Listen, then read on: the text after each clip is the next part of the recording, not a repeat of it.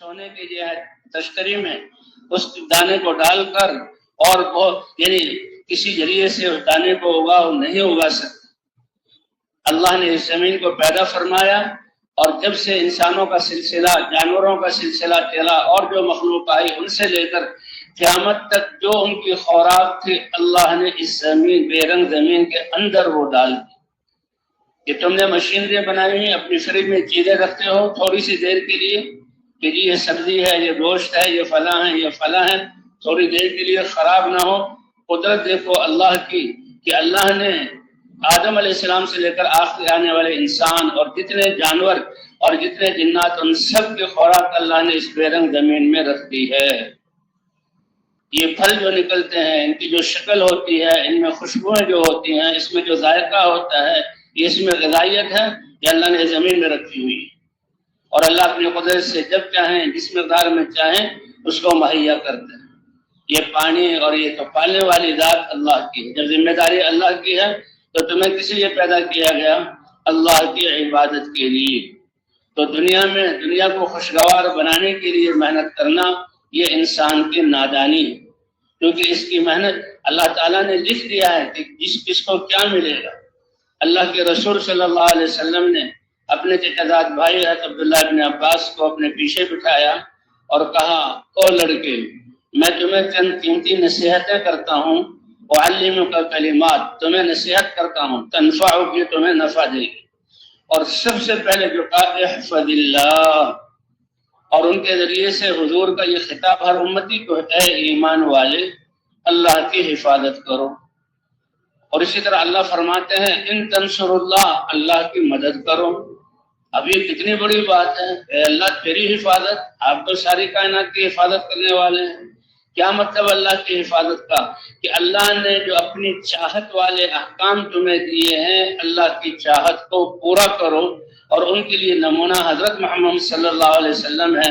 तुम अल्लाह के अवामिर को अल्लाह हजरत मोहम्मद सल्लल्लाहु अलैहि वसल्लम के सुन्नत और तरीके के मुताबिक कर लोगे, पूरा कर दोगे, तो तुमने अल्लाह के दीन की हिफाजत की।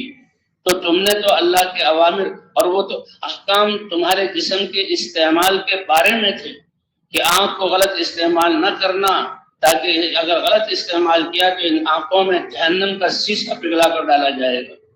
कानों को गलत इस्तेमाल न करना, इन कानों में शीशा डाला जाएगा। तो तुम इन आज़ा की हिफाजत करो, यानी अल्लाह के हुक्म के मुताबिक इनको इस्तेमाल करो, ये तुम्हारी जरूरत है। या हफज का अल्लाह अपनी कुदरत से तुम्हारी हिफाजत करेंगे। और अल्लाह जब हिफाजत करते हैं तो कायनात की ताकत उसके बाल बेगा नहीं कर सकती। देखो नूह अलैहिस्सलाम और ईमान वालों को जबकि आसमान से भी पानी बरसा, तंदूर से भी पानी निकला, जमीन पानी में डूब गई, तो नूह अलैहिस्सलाम और ईमान वालों को किसने बचाया? अल्लाह ने बचाया। नूह अलैहिस्सलाम का एक बेटा, ए नूह, जब तंदूर से भी पानी निकले, तंदूर में तो पानी निकलने का सवाल ही पैदा नहीं होता, वहां तो कब से आग जल रही है और आग की वजह से तरी का निशानी नहीं है, वहां तो रोटी पकती है। लेकिन ये अल्लाह का गुस्सा है, उससे भी जब पानी उबलने लगे, समझ लो अल्लाह के अजाब की इब्तिदा हो गई। और तुम ईमान वालों को इस कश्ती में सवार करो। कश्ती आपने सहरा में, मैदान में, खुश्क जगह में बनवाई, इस पर लोग मजाक उड़ाते थे। देखो नूह को क्या हुआ, कश्ती यहाँ बना रहा है, समंदर तो बहुत दूर है, वहां तक ले जाना कश्ती को खींच कर। लेकिन ये अल्लाह के हुक्म से थी, और ये था कि अल्लाह का अजाब आएगा, आसमानों के दहाने भी खुल जाएंगे और जमीन भी इस पानी को उगालेगी और पहाड़ भी आसमान में डूबने लगेंगे। तो इस कश्ती में ईमान वालों को सवार करना। और जब पानी, तंदूर से पानी आए, ये निशानी है अल्लाह के अजाब के शुरू होने की। तो नूह अलैहिस्सलाम के कहते हैं 4 बेटे थे, 3 बेटे सवार हो गए, 1 बेटा और 1 बीवी। बावजूद के 950 साल दावत का जमाना है, कितने बड़े नबी की सोहबत में रहे ये दोनों और दावत को सुनते रहे। लेकिन अल्लाह जिसको चाहे हिदायत ने, तलब वाले को अल्लाह हिदायत देते हैं, बेतलब को, चाहे वो नबी नूह अलैहिस्सलाम जैसे नबी का बेटा हो, चाहे नूह अलैहिस्सलाम जैसे नबी की बीवी हो, जब उसमें तलब नहीं और हिदायत नहीं मिली तो अल्लाह का उससे कोई रिश्ता नहीं। अल्लाह ताला میرا بیٹا تو میری پشت سے ہے اور یہ تو میرے سامنے پانی میں غرق ہو گیا۔ بیٹے نے کہا کہ ابا جان آپ کیا باتیں کرتے ہیں، یہ پانی کتنا اونچا ہوگا، پانی کتنا اونچا ہوگا، کتنی بارش ہو جائے تھوڑا سا اونچا ہوگا۔ سآوی الی جبل یعصمنی من الماء، میں اوپر پہاڑ پہ چڑھتا چلا جاؤں گا اور پہاڑ کی چوٹی تک تو پانی پہنچ نہیں سکتا، یہ پہاڑ مجھے بچا لے گا۔ حضرت نوح علیہ السلام نے اللہ کے حکم سے کہا بیٹا آج اللہ کے امر اور غصے سے اللہ کے علاوہ کوئی بچانے والا نہیں۔ اور ابھی تو بات چلی رہی ہے کہ ایک دم موج اٹھی اور بیٹے کو تنکے کی طرح بیچ میں لے کر گھمایا اور اس کی لاش سامنے۔ اللہ کے نبی آدم ثانی نوح علیہ السلام اور ایسے کہ 950 سال جو ہے انسانیت کو اللہ کی طرف بلایا۔ سب سے لمبا دعوت کا جو وہ وقت ہے وہ نوح علیہ السلام کا ہے، جیسے کہ قرآن پاک میں آتا ہے 950 سال۔ تو بھائی اللہ کی ذات سمجھدار ہے، اللہ تعالیٰ نے حضرات انبیاء کرام کو علم دے کر بھیجا اور ایک دستور زندگی انسانوں کے لیے اتارا، انسان کو پیدا کیا اور انسان کے لیے سارے کائنات کو مسخر کیا۔ انسان اپنے اعضاء کو کیسے استعمال کرے، تو اپنے پسندیدہ استعمال کو اللہ نے دین بنا کر اتارا۔ یہ اپنے سوچنے میں بھی آزاد نہیں، یہ اپنے ہاتھ کو اختیار تو دیا ہے لیکن اپنے ہاتھ کو استعمال کرنے میں بھی آزاد نہیں۔ اور آزادی کا مطلب یہ اللہ کی غلامی، اللہ کی غلامی تو بہت سب سے بڑی عزت ہے، اللہ کی غلامی تو سب سے بڑی عزت ہے۔ یہ کیا ہے کہ یہ میں اپنے ملک کا بادشاہ ہوں، کیا مطلب کہ ملک کے اسباب اور اس کا میں غلام ہوں، میرے ذمے ہیں، میں بادشاہ ہوں، میں کہوں کہ میری مرضی، میں نے کچھ کرنا ہی نہیں، مجھے کھانے پینے دو، تو لوگ جیل میں ڈال دیں گے۔ بادشاہ ہونے کا مطلب یہ نہیں کہ خواہشات پوری ہوں گی، بادشاہ ہونے کا مطلب ہے وہ اس ملک کی ساری ضروریات کے تم پابند ہو پورا کرنے کے، اور عوام کو جو ہے انصاف پہنچانے کے پابند ہو۔ اللہ کی طرف سے بھی یہی ہے اور لوگوں کی طرف سے بھی۔ یہ کل جو وزیر اعظم تھا آج اسیر اعظم ہے، جیل میں پڑا ہوا ہے، اس لیے کہ اس نے جو حقوق تھے وہ پورے نہیں کیے۔ اور پھر قیامت میں تو یہ جتنے بھی اقتدار والے ہیں ان کے ہاتھ بنے ہوں گے، اللہ کے سامنے پیش کیا جائے گا اور اللہ پوچھیں گے کہ تمہیں جو اقتدار دیا تھا کہ کسی میرے بندے کی آہ مجھ تک نہ پہنچے اور تم اس آہ کے پہنچنے سے پہلے اس کا انتظام کرو۔ اگر انتظام کیا ہے تو وہ ہاتھ کھول دیے جائیں گے اور پھر عادل بادشاہ کو تو اللہ تعالیٰ عرش کے سائے کے نیچے جگہ دیں گے، ورنہ اسی طرح بندھے ہوئے ہاتھ پلسرات پر سے گزرتے ہوئے جہنم میں کاٹ کر اس کو ڈال دیا جائے گا۔ اللہ ہم سب کی حفاظت فرمائے۔ تو بھائی اس لیے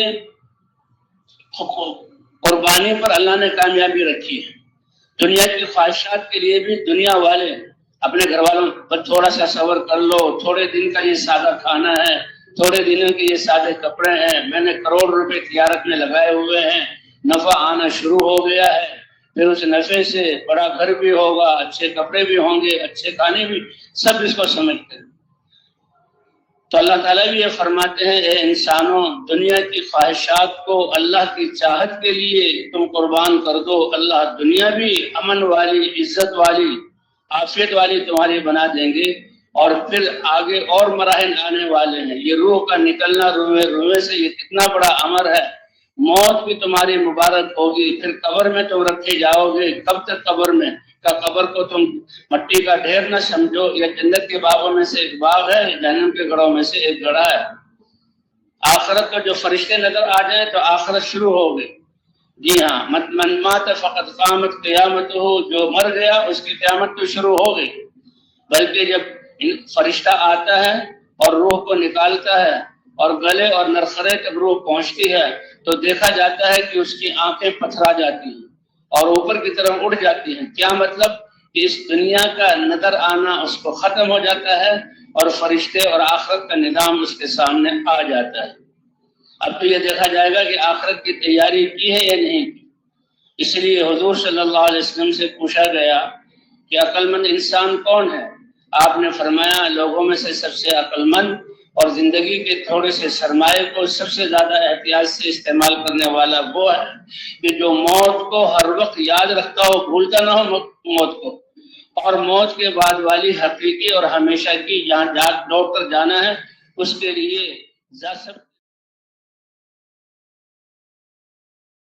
ज्यादा तैयारी करने वाला। इसलिए हुजूर सल्लल्लाहु अलैहि वसल्लम फरमाया, अक्सिरू ज़िक्र हाज़िमिल लज़्ज़ात, लज्जतों को तोड़ कर रख देने वाली चीज मौत का जिक्र ज्यादा करो। बात मौत भाई कोई बुरी चीज नहीं है, ये मौत तो अल्लाह के दरबार में तैयारी के साथ पेश होने का एक दरवाजा है। हर एक ने इसमें से गुजरना है, सारे अंबिया, सारे औलिया। सबसे बड़ी दावत अंबिया की है। हुजूर सल्लल्लाहु अलैहि वसल्लम की खिदमत में भी हज़रत जिब्राइल आए और अर्ज किया, इश्क मा शिता, आप अल्लाह से दुआ मांगकर कितनी जिंदगी लेना चाहें, अल्लाह आपको क़यामत तक जहाँ जिंदगी दे सकते हैं। फ़इन्नका मय्यितुन, लेकिन इस दुनिया से तो जाना है, ये दुनिया गुजरगाह है। आदम अलैहिस्सलाम से सिलसिला शुरू हुआ, जो आए वो चले गए और क़यामत तक ये सिलसिला रहेगा। ये दुनिया छोटा सा इतना बर्तन है, अल्लाह इतने बड़े कुदरत व खजाने वाले हैं कि अल्लाह की गैरत की गवारा नहीं करती कि दुनिया ही को इंसान का वतन बना दिया जाए। इसलिए दुनिया से मुंतकिल, इसको धोखे का सामान कहा गया। या अय्युहन्नास इन्ना वअदल्लाहि हक़, ऐ लोगों अल्लाह के वादे सच्चे हैं। अब मरना इंसान खत्म हो गया कि वल्लाह तुम जो है तुम मरोगे, सुम्मा लतुबअसुन, फिर तुमको दोबारा जिंदा किया जाएगा। जब लोगों ने इसका इनकार किया तो अल्लाह ने कुरान में क्या बयान किया, ऐ इंसानों तुम क्यों नहीं समझते कि मैं कैसे जिंदगी देने वाला हूँ। तुमने अपने खेतों को नहीं देखा, जब गंदम कट जाती है, गाह ली जाती है पहुंच, और वो मार्केटों में और घरों में अनाज पहुंच जाता है, तो ये खेत क्या होता है, मट्टी है। मट्टी बेरंग जमीन मट्टी है, बेजायका मट्टी है और बेबू, न कोई उसमें बू है न कोई जायका है। फिर हम आसमानों से पानी बरसाते, बारिश होती है, फिर तुम्हारे डाले हुए खुश्क बीज, गंदम उगाई थी तो अब चावल उगाए, चावल काटे थे तो अब गंदम उगाई है, और तुमने बागात लगाए थे तो अब दरख्त बन गए हैं, और दरख्तों में से अब उनकी शाखें निकली हैं, और शाखों में से खुशबूदार फूल निकले हैं, और फूलों में से खुशबूदार फल आए हैं। फल की इब्तिदा कैसे छोटी सी सूरत में होती है, और फिर वो फल बड़ा होता है अपने कमाल को पहुंचता है, लेकिन अभी पका नहीं है। अगर हम उसको ऐसे काट लें तो उसमें जायका नहीं होगा, अगर जब पक जाए तो फिर कैसे अल्लाह उसमें मिठास और जायके और खुशबू पैदा फरमा देते हैं। ये करने वाली दात किसकी है भाई? हाँ, संतरे को देखें कैसे खूबसूरत उसकी ऊपर वाली खाल, रंग भी कितना खूबसूरत, और उसको जब हाथ से चाकू से काटते हैं तो उसके अंदर से जो फोफार निकलती है कितनी अच्छी खुशबू होती है, और फिर उसके अंदर कैसे यहाँ काशें होती हैं, और काशों के अंदर कैसे छोटी छोटी थैलियां अल्लाह ने तरतीब के साथ उसमें रखी होती हैं, और उस पर्दे के साथ उसको छुपाया होता है। तो ये करने वाली दात किसकी है? अनार को देखो, अनार कैसा खूबसूरत फल है।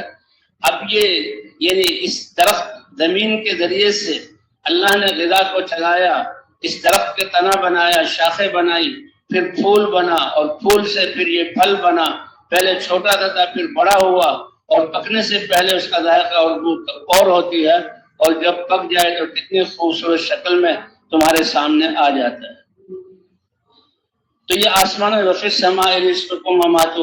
ये आसमानों से आता है, ये पानी अल्लाह आसमानों से उतारते हैं। रिज़्क़ देने वाली जात अल्लाह की है, रिज़्क़ का जिम्मा अल्लाह ने दिया है।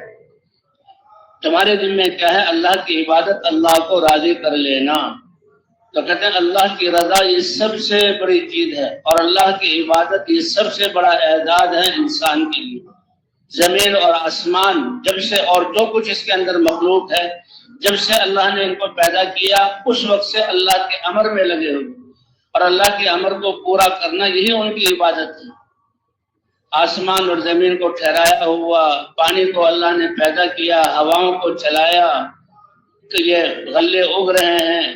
तो ये सब कुछ ये दिया तो अनकरहन कालता अतेना ताईन के इंसानों, ये जमीन और आसमान की कोई चीज हमारी जर्रा बराबर नाफरमानी कर नहीं सकती, और इन सब को तुम्हारे लिए पैदा किया, और तुम्हें कितना बड़ा एहसास दिया कि तुम अल्लाह की चाहत को पूरा करो। अल्लाह का दीन जो अल्लाह ने अहकाम उतारे हैं, इसी के लिए तुमको पैदा किया।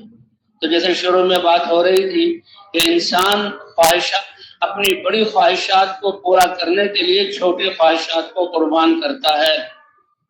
زمیندار کے بچے کہتے ہیں ابا یہ زمین یہ بوری ہے جس کو آپ نے اگانا، گھر میں اناج پڑا ہوا ہے، آپ مشقت نہ کریں، اس کو جہاں گھر میں رکھیں، آٹا پیسا جائے گا، روٹی پکے گی، ہم کھائیں گے اور جہاں مہمانوں کو کھلائیں گے، تقسیم کریں گے۔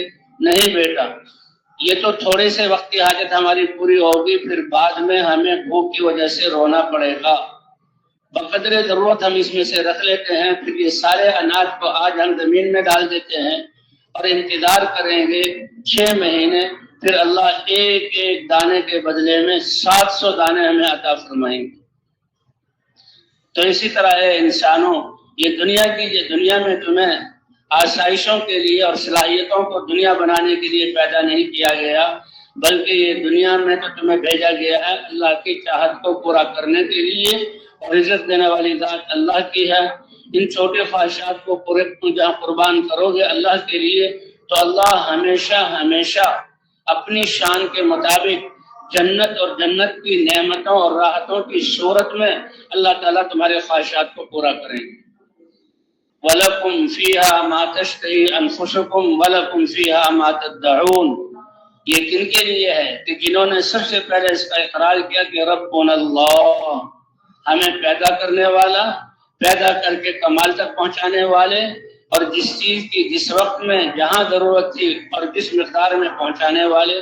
اگر ماں کے پیٹ میں 3 اندھیروں میں اللہ نے ہمارے جسم کو بنایا تو غذا کس نے پہنچائی، اور روح ڈالنے کے بعد 9 مہینے تک جسم کو پورا کس نے کیا، اور دنیا میں آ کر آسمانوں سے پانی کس نے برسایا، اور غلے کا نظام کس نے کیا، آسمان کو کس نے روکا ہوا ہے، زمین کو کس نے روکا ہوا ہے، یہ سارے نظام اللہ چلا رہے ہیں، اور انسان باہر کے نظام تو اللہ چلا رہے ہیں، تمہارے بس میں تو تمہارے اپنے جسم کا نظام بھی نہیں ہے۔ کیا 1 منٹ میں 72 دفعہ اپنے دل کی دھڑکنوں کو قائم کرنا تم کر سکتے ہو؟ اپنے پھیپڑوں میں سانس کے نظام کو ٹھیک چلانا تم کر سکتے ہو؟ وہ تو تمہیں پتہ ہی نہیں ہے۔ یہ تو دردوں کا ہونا بھی ایک اللہ کی نعمت ہے، کہ دردوں کا ہونا یہ خرابی کی علامت ہے، کہ بھئی سینے میں درد کیوں ہو رہا ہے، دل میں درد کیوں ہو رہا ہے، گردے میں درد کیوں ہو رہا ہے، مثانے میں درد کیوں ہو رہا ہے۔ یہ گھنٹی ہے کہ اس میں خرابی آئے اور انسان علاج کی طرف جاتا ہے، تو بیمار کرنے والے بھی اللہ ہیں اور شفا دینے والے بھی اللہ ہیں۔ دوائیں بھی کس نے پیدا کی ہیں؟ اللہ نے۔ لیکن شفا دوائی سے نہیں ملتی، شفا دینے والی چیز خدا جہاں اللہ کی۔ اسباب کا مل جانا یہ اور چیز ہے، اور اسباب میں کامیابی کا آنا یہ اور چیز ہے۔ دیکھو، اسباب کے ہوتے ہوئے اللہ کے احکام کو پورا کرو گے۔ اللہ نے قوموں کے حالات یہاں بیان کیے۔ نمرود کتنا بڑا بادشاہ تھا، کتنا بڑا منظم اور انتظام کرنے والا اور مدبر تھا، اور کیسے نظام کو چلا رہا تھا۔ دھوکے میں آ کر اس نے یہ نہیں کہا میں تمہارا بادشاہ ہوں، میں تمہارا خدا ہوں، خدائی کا دعویٰ کر دیا۔ اب اس کو اس دھوکے سے نکالنے کے لیے اللہ نے ابراہیم علیہ السلام کو دعوت دے کر بھیجا۔ اب وہ تو اپنی عوام کو اپنے تابع کر کے اور ان کو جن پر ظلم کر رہا تھا۔ فرعون نے خدائی کا دعویٰ کیا، انا ربکم الاعلی۔ تو ان کے ان باطل کو توڑنے کے لیے اللہ تعالیٰ نے حضرات انبیاء کرام کو علم دے کر بھیجا، اور اس علم کو لوگوں تک پہنچانے کے لیے حضرات انبیاء کرام نے لا الہ الا اللہ کی دعوت کے ذریعے سے اللہ کا تعارف کرایا۔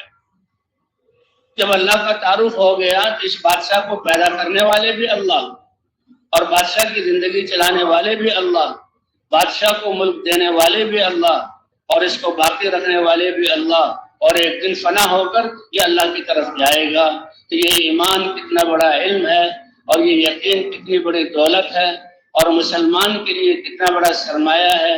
اے ایمان والے، اللہ کی ذات پر یقین اور ایمان یہ تمہارا سب سے بڑا سرمایہ ہے۔ اس یقین کے مطابق میں اپنے قدرت کو استعمال کر کے تمہیں جہاں کامیابی دکھلاؤں گا۔ انا عند ظن عبدی بی، میرا بندہ جیسے میرے ساتھ گمان کرے گا اسی کے ساتھ مطابق میں جس کے ساتھ معاملہ کروں گا۔ تو اللہ کا قدرت کا تعلق ایمان اور اعمال کے ساتھ ہے۔ یہ اعمال دنیا کی زندگی بھی اس سے بنتی ہے اور آخرت کی زندگی بھی بنتی ہے۔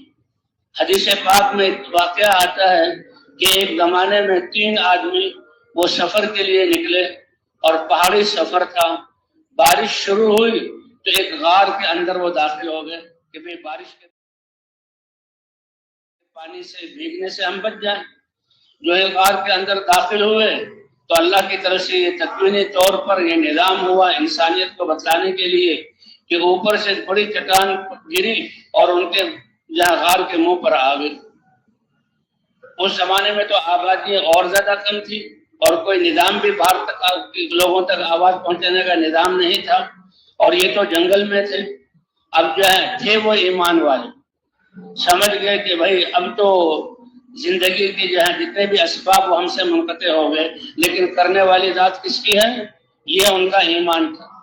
اس ایمان اور یقین نے ان کو بچایا، اور پھر یہ ان کو علم تھا کہ اللہ تعالیٰ جو کامیابی دیتے ہیں اعمال پر دنیا بھی بناتے ہیں اور آخرت بھی۔ یہ بات نہیں کہ دنیا تو دنیاوی نقشوں اور مالوں سے بنے گی، یہ بالکل غلط ہے۔ اور بھائی وہ نقشے تو وہ تو مخلوق ہیں، اور یہ مال یہ تو مخلوق ہے، اندھا ہے، بے جان ہے۔ کہتے ہیں ایک اندھے کا کسی گھر میں ہونا یہ سارے خاندان کے لیے ایک بڑی پریشانی ہے، اور 10 اندھے جمع ہو جائیں تو وہ جو ہے زیادہ پریشانی ہے۔ تو ہم نے تو اندھی مخلوقات کو جمع کیا ہوا ہے اور اس کی حفاظت میں سارے لگے ہوئے ہیں، اور اپنی زندگی کے سرمایے کو ڈبو رہے ہیں اور آخرت میں ناکام ہو رہے ہیں، اور اللہ کے ناراضگی کی وجہ سے حالات بھی ہم پر آئے ہوئے ہیں۔ تو بھائی یہ سب اندھے ہیں، ان سب کو چھوڑ کر ایک اللہ جو سب کو پیدا کرنے والے اور انبیاء جو بینا ہیں، اللہ کی طرف سے علم لے کر آئے، اللہ کے احکام کو نبی کے طریقے پر پورا کرنے والے بن جاؤ۔ اب وہ 3 کو جو بچایا ہے ایمان میں، اگر وہ کافر ہوتے تو گل سڑ جاتے، مر جاتے، کوئی تذکرہ ان کا نہ ہوتا۔ ایمان والے تھے، ہم نے کہا بھائی حالات تو آئے ہیں، بچا کوئی نہیں سکتا، اللہ بچانے والے، اور نبی نے بتایا ہے کہ اعمال کے ذریعے تمہاری بچت ہوگی۔ اس لیے اب اللہ کے سامنے اپنے اعمال پیش کرو، یہ اعمال آخرت میں بھی نفع دیں گے اور دنیا میں بھی، اور یہ قصہ ہے ہی اس لیے اپنے اعمال کو پیش کرو۔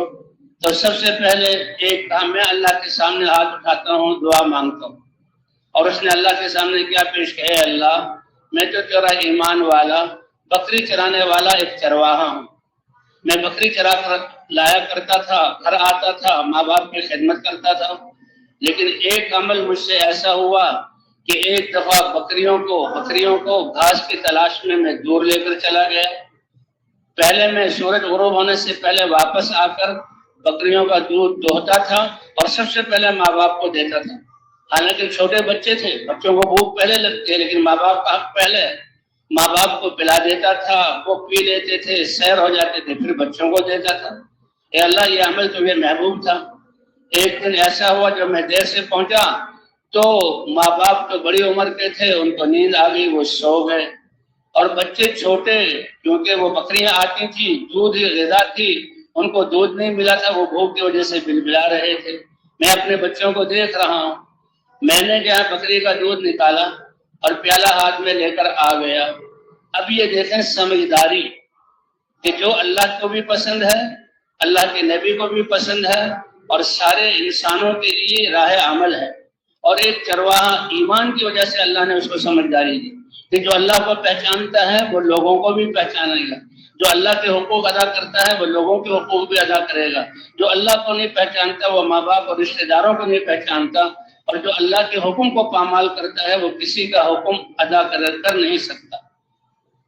اب یہ تو چرواہا ہے اور اللہ کے سامنے پیش کر رہا ہے۔ ہم اپنی زندگی کو دیکھ لیں کہ ہمارے کیا تو اعمال ہیں، تو کہے یا اللہ میں جب آیا تو ماں باپ سوئے ہوئے تھے، اب اس اللہ والے علم نے بتا ماں باپ کو جگانا نہیں، حالانکہ وہ بھوکے سوئے ہوں، اماں ابا اٹھ جائیے، دودھ میں لے آیا ہوں پی لیجیے، وہ خوش ہو جاتے، لیکن وہ نیند میں ہے، ان کو اٹھائیں گے وہ خوش ہوں گے اور بھوک دور ہوگی، لیکن نیند سے اٹھانا یہ جو ان کو تکلیف ہے اس کو بھی گوارا نہیں کیا۔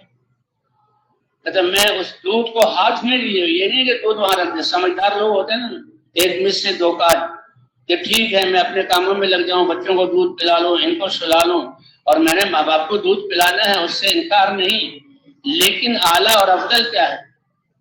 اس کا وہی عمل پسند آیا۔ اے اللہ بچے بھی رو رہے تھے لیکن میں نے تو ماں باپ کے لیے میں پیالہ ہاتھ میں لے کر کھڑا رہا ان کے سرانے، یہ نہیں کہ دودھ الگ رکھ دیا، وہ اٹھیں گے مجھے حکم دیں گے اور میں کہوں گا دودھ تیار ہے اور لے آؤں گا، ماں باپ اس میں بھی خوش ہو جائیں گے۔ کہتے یہ ہے ایمان اور یہ ہے محبت جو آداب محبت سکھا دیتی ہے۔ اور یہی چیز اللہ کو پسند ہے، اللہ کو بتلا رہے ہیں، اور وہ یعنی اس کا قصہ اللہ نے محفوظ کیا اپنے نبی کے ذریعے، حدیث کے ذریعے انسانی تک پہنچایا، اور یہ قصہ ممبروں پر بیان ہوتا ہے جیسے اب بیان ہو رہا ہے۔ اللہ نے وہ عزت عطا فرمائی، حالانکہ ایک چرواہا تھا دودھ لے کے کھڑا ہوا ہے، انتظار کر رہا ہے، لیکن اللہ کے ہاں اس کی کیا قیمت ہے؟ عمل کی قیمت ایمان اور ایمان سے بنتی ہے، اللہ سے تعلق سے بنتی ہے۔ حضور صلی اللہ علیہ وسلم کے پاس ایک مہمان، صحابہ وہ لوگ مہمان آتے تھے تو حضور صلی اللہ علیہ وسلم اپنے صحابہ کو تقسیم کیا کرتے تھے، مہمانوں کو لے جاؤ ان کو۔ صحابہ کئی سو اور کئی دسیوں بیسیوں صحابہ اپنے گھر لے جا کر ان کے کھانے کا انتظام کرتے تھے۔ تو ایک جو ہے مہمان کو اللہ کے رسول نے ابو طلحہ غالباً نے ان کے حوالے کیا۔ اب وہ گھر لے گئے، رات کا وقت تھا، سونے کا وقت تھا، کہا یہ اللہ کے رسول کا مہمان ہے۔ اب ان کے گھروں میں ہمارے گھروں کی طرح وہ خوراکوں کا اسٹاک تو نہیں ہوتا تھا، اسٹاک تو کیا تو ایک وقت کی ضرورت کا بھی نہیں ہوتا تھا، جو اللہ نے دیا کھا لیا، اور کل کو کون دے گا؟ اللہ دے گا۔ ہاں، وہ یہ ہماری طرح بینکوں میں پیسے جمع کرنا، فریجوں میں چیزیں محفوظ کر لینا اور کل کے لیے انتظام کرنا، یہ تو یقین کی کمزوری ہے۔ تو جو آج ہے اس کو تقسیم کر دو۔ یسألونک ماذا ینفقون، یہ میرے بندے پوچھتے ہیں اللہ کے لیے کیا خرچ کریں؟ تو جب اللہ کو راضی کرنے کے لیے خرچ کر رہے ہیں تو جو آج تمہارے پاس زائد ہے وہ سب خرچ کر دو، کل کا رزق کا انتظام، تمہارے کپڑوں کا، تمہارے رزق کا انتظام کون کرے گا؟ اور ایسی مثالیں ہیں کہ جو آج ہے وہ خرچ کر دیتے۔ تو بہرحال اللہ کے رسول کے مہمان کو لے کر آئے، بیوی سے کہا، بیوی نے کہا پہلے پوچھ تو لیتے ہیں، گھر میں تو کوئی چیز نہیں ہے، یہ بچوں کے لیے سو کے ٹکڑے ہیں، یہی میں ان کے لیے بنا رہی ہوں، اور بچے بھوک سے بلبلا رہے ہیں، مانگ رہے ہیں۔ تو دونوں بیٹھے، کہنے لگے دیکھو یہ اللہ کے رسول کا مہمان ہے، اب اس کو پہلے بچوں کو تم بہلا پھسلا کر سلا دو، تھوڑی دیر وہ روئیں گے دھوئیں گے اور پھر سو جائیں گے، بچے نے تو سونا ہوتا ہے، بھوک میں بھی سو جاتا ہے، اور یہ کھانا مہمان کے سامنے پیش کر دو۔ تو گھروں میں کوئی لائٹیں نہیں تھی، بلب نہیں تھے کہ روشنی ہو، ایک چھوٹا سا ٹمٹماتا ہوا دیا ہوتا تھا، اس کی روشنی میں رات کے اندھیرے میں کھانا ہے، کھانا اتنا ہے جو بچوں کے لیے تھا۔ بیوی نے کہا نہ تمہارے لیے کھانا تھا نہ میرے لیے، ہم نے تو بھوک میں سونا تھا، اور کوئی بات نہیں، اللہ کے دین کی محنت کرتے ہوئے یہ اللہ کے لیے ہم نے بھوک برداشت کیا، تو اللہ آخرت میں کیا کچھ دیں گے اس پر۔ جیسے کہ سارے جو ہم اپنے دفتروں اور ملازمتوں میں کرنے والے کہ ڈیوٹی کے وقت میں ڈیوٹی دو، اپنے آپ کو پابند کرو، تنخواہ ملے گی، اس سے ہمارا کام بنے گا۔ تو اسی طرح صحابہ اور ایمان والوں کا کہ جو اللہ کا حکم پورا کرو، اللہ دنیا اور آخرت میں اپنی نعمتوں اور رحمتوں سے نوازیں گے، یہ ہے ایمان۔ تو وہ مہمان کے سامنے بچوں کو سلا دیا، مہمان کے سامنے کھانا رکھ دیا، لیکن مہمان بھی تو بڑی غیرت والا ہے، مروت والا ہے، اور جو کھانا ہے ان کو بھی پتا تھا کہ گھر میں یہ کھانے کا وقت ہے، صحابی گھر میں آئے ہیں، تو مہمان کھائے اور میزبان نہ کھائے، یہ مہمان کو برداشت نہیں تھا۔ تو کہا کہ تم چراغ کو ٹھیک کرنے سے اپنے کرنے کے ارادے سے چراغ کو بجھا دینا، اور میں منہ چلاتا رہوں گا، آواز کھانا کھانے کی آتی رہے گی اور مہمان کھانا کھا لے گا۔ اب جو کھانا اس کو چند ٹکڑے جو گھر میں تھے یا روٹی تھی جو کچھ بھی تھا اس کو کھلایا، کوئی دودھ پلایا، یہ کوئی بالکل معمولی سا کھانا، لیکن جذبات کیا تھے اور عمل کیا تھا، یہ اتنا بڑا عمل تھا کہ جب وہ صبح کو مہمان کو لے کر حضور کے پاس آئے، اللہ نے اپنے نبی کو فرشتے کے ذریعے سارا قصہ بتلا دیا، اور حضور مسکرا رہے ہیں اور ان صحابی کو مبارکباد دے رہے ہیں، اے ابو طلحہ مبارک ہو تمہیں، تمہارے اس عمل کی وجہ سے رات اللہ نے فرشتوں پر فخر فرمایا۔ تو اللہ ایسے قدردان ہے، ایسے قدردان۔ تو اعمال کے ذریعے بہرحال تو وہ قصہ ہو رہا تھا کہ انہوں نے کہا اے اللہ، میں نے ماں باپ کے لیے جہاں ساری رات جاگا، اگر یہ عمل آپ کو پسند ہے تو آپ اس مصیبت سے ہمیں نکال دیجیے۔ اللہ کا تکوینی امر تھا، وہ پتھر ہلا، نہ کوئی کرین، نہ کوئی فوج، نہ کوئی لوگوں نے دھکا دیا، پتھر ہلا اور سرک گیا۔ پتہ لگ گیا کہ اللہ کے سامنے جو دعا کی ہے اور عمل کو پیش کیا ہے، سر کا اتنا ہے کہ روشنی زیادہ آنے لگی، ہوا زیادہ آنے لگی، لیکن نکل نہیں سکتے تھے۔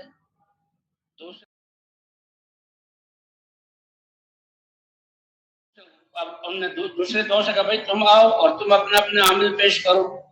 تو دوسرا آیا, اس نے بھی ایک نیک عمل کیا تھا. اے اللہ, میری زندگی میں اگر کوئی عمل جو پیش کر سکتا ہوں وہ یہ ہے کہ میں مالدار آدمی تھا اور میرے گھر میں کام پڑتا تھا تو مزدور کام کرنے کے لیے آتے تھے. ایک دن میں نے مزدوروں سے کام کرایا, سارے مزدوروں کو مزدوری دے دی, لیکن ایک مزدور اس نے مزدوری نہیں لی اور چلا گیا.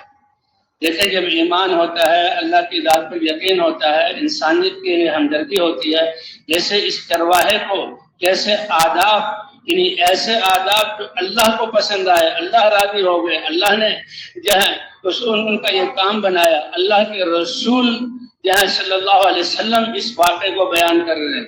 یہ آداب ایمان کی وجہ سے اللہ نے اس کو سکھلایا. تو یہ مزدور تھا, مزدور مزدوری لیے بغیر چلا گیا. اب ایک تو یہ کہ بھائی ٹھیک ہے وہ چلا گیا تو اب اس کی مرضی, بہرحال امانت دار تھا, تو ایک تو یہ کہ اس کی مزدوری کو رکھ دیا جائے.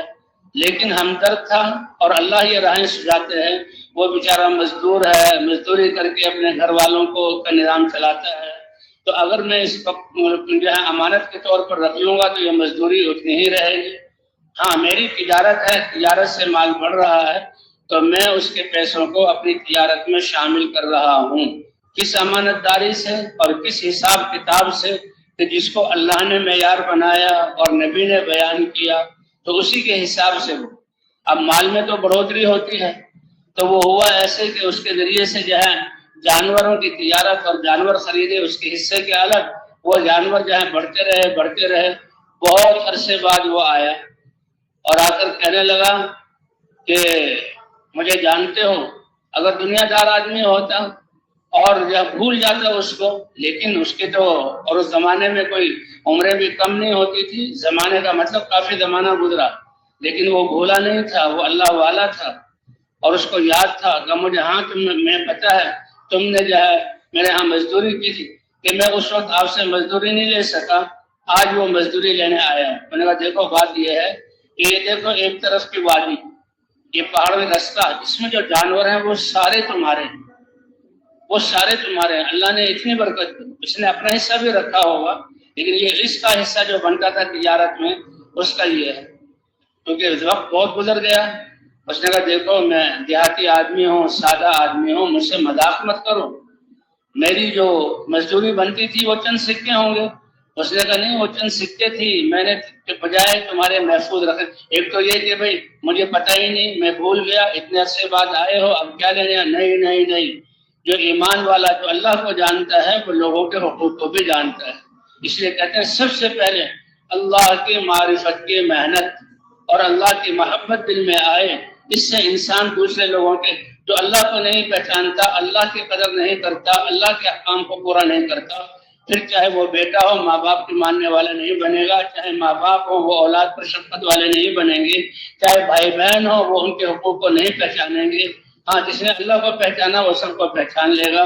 یہ احادیث کے واقعات اس کی دلیل.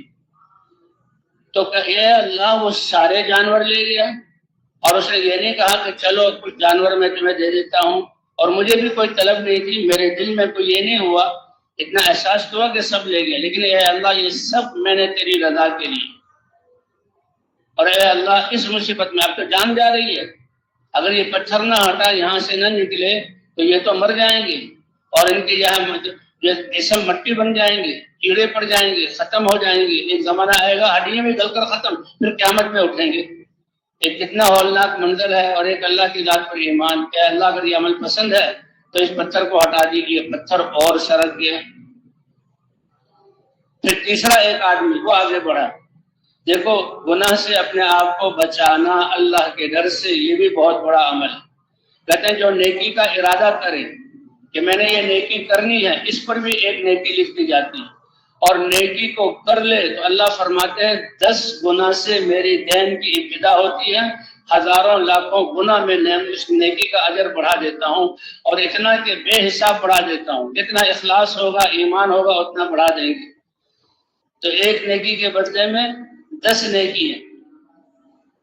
تو بہرحال اللہ, اور جو کوئی گناہ کا ارادہ کرے اور لیکن پھر اللہ کے ڈر سے رک جائے, نہیں یہ تو اللہ کی نافرمانی ہے, اللہ ناراض ہو جائے گا, تو کہتے ہیں اللہ کے ڈر سے رک جانا اس کو بھی ایک نیکی شمار کیا جاتا ہے، اور اگر انسان سے گناہ ہو ہی جاتا ہے تو گناہ کو ایک گناہ لکھا جاتا ہے، اور اللہ کا یہ فضل ہے، گناہ لکھا جاتا ہے، لکھنے والے فرشتے وما یلفظ من قول الا لدیہ رقیب عتید، تمہارا اللہ کو علم ہے، اللہ بھولنے والے نہیں ہے، لیکن پھر بھی اللہ کا نظام، اگر 7 ارب انسانیت آج ہے تو 28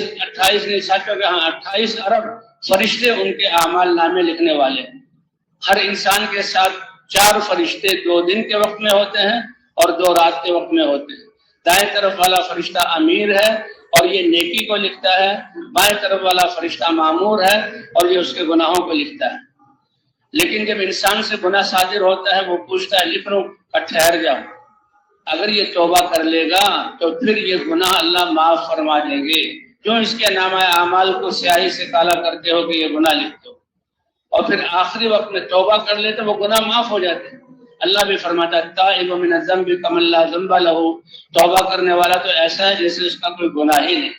اور اللہ فرماتے ہیں اے ایمان والو توبوا الی اللہ توبۃ نصوحا، تم توبہ کرو اپنے گناہوں سے، اللہ سارے گناہ معاف کر دیں گے، لیکن ایسی توبہ کے پکا۔ توبہ کیا ہے؟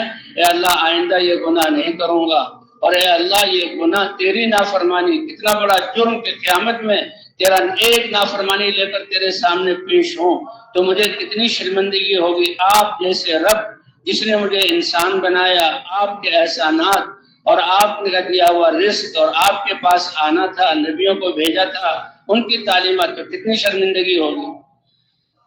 تو اس لیے بھائی التائب من الذنب کمن لا ذنب لہ، توبہ کرنے والا ایسا ہوتا ہے کہ اللہ تعالیٰ اس کے گناہ جیسے اس نے گناہ کیا ہی نہیں۔ ایک عجیب قصہ لکھا ہے جو کتابوں میں اللہ کے رسول صلی اللہ علیہ وسلم نے بیان کیا کہ ایک آدمی تھا، اس سے وہ اتنا جو ہے اللہ کی نافرمانی کرنے والا کہ بات بات پر دوسرے کی گردن اڑا دیتا تھا، تو جو خون بہانے والا ہو تو اس کے اور کیا گناہ ہوں گے، تو اس سے 99 قتل ہو گئے۔ لیکن اس کے دل میں یہ آیا کہ بھی توبہ کروں، اللہ کے سامنے کیسے پیش ہوں گا، توبہ کا دروازہ کھلا ہوا ہے۔ تو ایک عبادت گزار کے پاس چلا گیا جو اللہ کی محبت میں اللہ اللہ کر رہا تھا، دنیا کو چھوڑا ہوا تھا، علم اس کے پاس تھا نہیں، لیکن خود وہ اللہ کا ولی اللہ اللہ کر رہا، اس کے پاس گیا، میں نے کہا حضرت میری بات سنے کہ کیا کہ 99 قتل کیے ہیں اور میں اب توبہ کرنا چاہتا ہوں، آپ کے پاس آؤں پوچھنے کے لیے۔ تو ان کو تو غصہ آ گیا کہ 99 خون کیے اور اب توبہ کرنے کے لیے آیا۔ اس نے کہا کوئی توبہ نہیں۔ اس نے کہا اچھا پھر 100 ہی پورے کر دیں، اس کو بھی قتل کر دیا۔ لیکن پھر ندامت ہوئی، اور ندامت ہو کر پھر وہ پھرتا رہا کہ اللہ کے سامنے کیسے پیش ہوں گا۔ تو ایک عالم کے بارے میں بتایا گیا، ان کے پاس پہنچا، عالم نے کہا گناہ چاہے جتنے بھی ہوں اللہ کا وعدہ ہے کہ میں توبہ قبول کرنے والا ہوں۔ کہتے ہیں عرش پر جو ہے موتی کی تختی پر نور کے قلم سے جو اللہ نے سب سے پہلے لکھا، ایک روایت کا ان رحمتی غلبت غضبی، کہ میری رحمت ہمیشہ میرے غصے پر غالب رہے گی۔ لوگ نافرمانی تو کریں گے اور نافرمانی سے اللہ کی ناراضگی، لیکن میری رحمت میرے غصے پر غالب رہے گی۔ اور دوسرا اننی انا التواب اتوب علی کل من تاب، میں بعد میں نافرمان کرنے والے لوگوں کی سب سے زیادہ توبہ قبول کرنے والا ہوں، اور جو تائب بن کر میرے پاس آئے گا میں اس کی توبہ کو قبول کر لوں گا۔ تو یہی عالم نے بتایا۔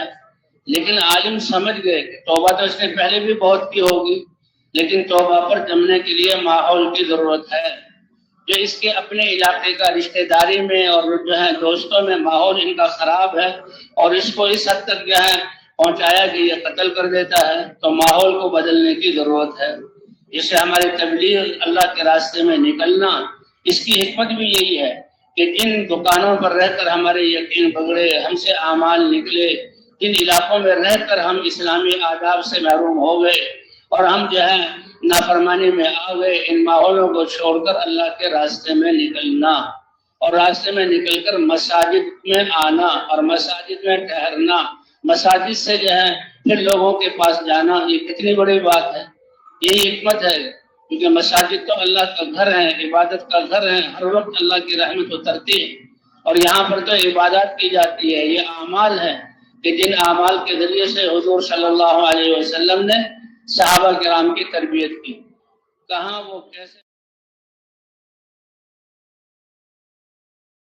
صحابہ کرام کی وہ جماعت پیدا ہوئی، ایسے ان کے اخلاق اور عادات اور آداب کہ انبیاء کے بعد ایسی جماعت فضاؤں نے نہیں دیکھی، اور اللہ نے اپنی رضا کا پروانہ ان کے لیے دنیا میں اتارا، اور اتنا بڑا اعزاز کہ جو بھی ان کے راستے پر چلے گا اللہ اس کو وہ اپنی رضا عطا فرما دیں گے، جو جنتیوں کو جنت میں جانے کے بعد ملی۔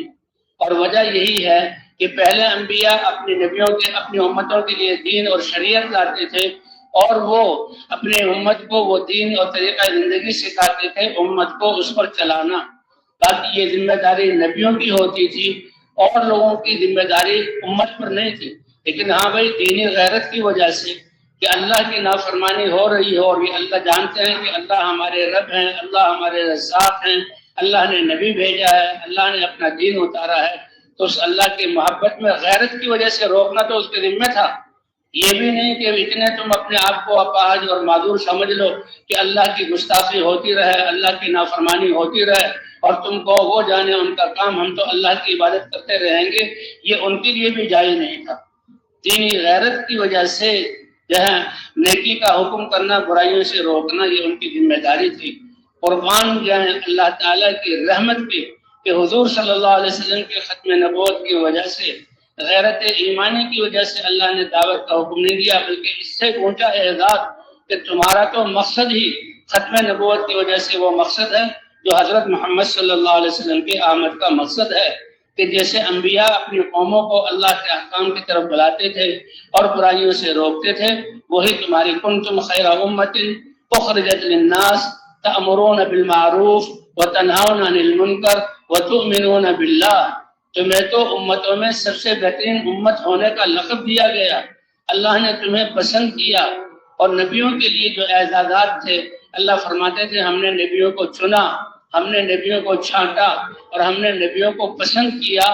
یہ تین اعزازات نبیوں کو نبوت دے کر، اے امت محمدیہ، تم انبیاء تو نہیں ہو لیکن نبیوں والا کام اور نبیوں کی ذمہ داری تو اپنی دائرہ نبوت میں، اور تمہیں پوری انسانیت کی ذمہ داری دی، اس کی وجہ سے تمہارے لیے تم کو اللہ نے چھانٹا بھی ہے اور اللہ نے چنا بھی ہے اور اللہ نے تمہیں پسند بھی کیا ہے، اس لیے تمہارا لقب خیر امت اخرجت للناس، تم امتوں میں سب سے بہترین امت ہو کہ سارے انسانوں کی نفع رسانی کے لیے نکالے گئے ہو۔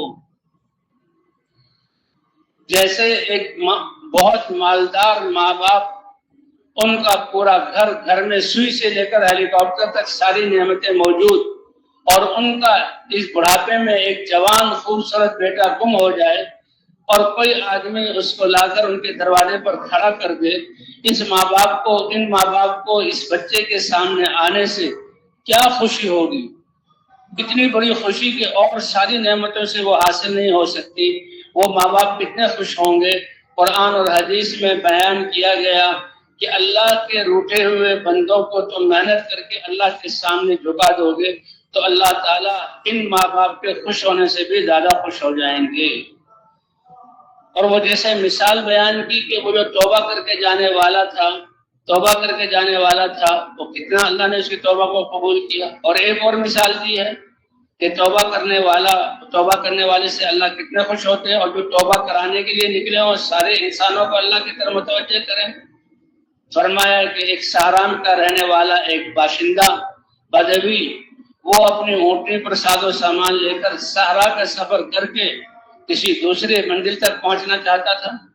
صحرا میں ریت کے ٹیلے ہی ٹیلے ہیں، اس کو پیشاب پخانے کا یا پانی پینے کا کوئی تقاضا پیش آیا، اس نے اونٹنی کو کھڑا کیا، وہاں تو کوئی درخت تو ہے نہیں کہ اونٹنی کو باندھ دے، وہ تو ریتیلے ٹیلے ہیں، نہ کوئی کھونٹا ہے، ریت پہ کھونٹا کون سا کر سکتا ہے، اللہ کے نام پر چھوڑا اور ایک طرف ہو کر اپنے تقاضے کو پورا کیا۔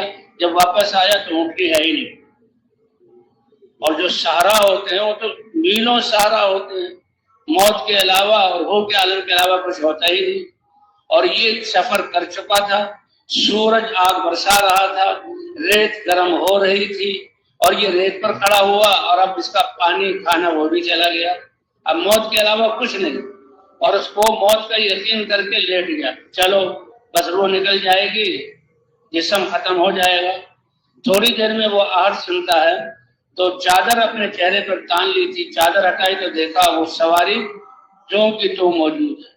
ارے یہ تو سواری ہے، اس پر میرا کھانا ہے، اس پر میرے یہاں پانی ہے، اور میں بھوک سے میرا برا حال ہو گیا، کیونکہ تلاش میں جو کمزوری اور انرجی گئی تو خوشی ہوئی، اور خوشی بھی اتنی ہوئی کہ اس کو کہنا چاہیے تھا واقعی ہے اللہ آپ کریم رب ہیں اور میں آپ کا محتاج بندہ ہوں، آپ نے مجھے زندگی عطا فرمائی۔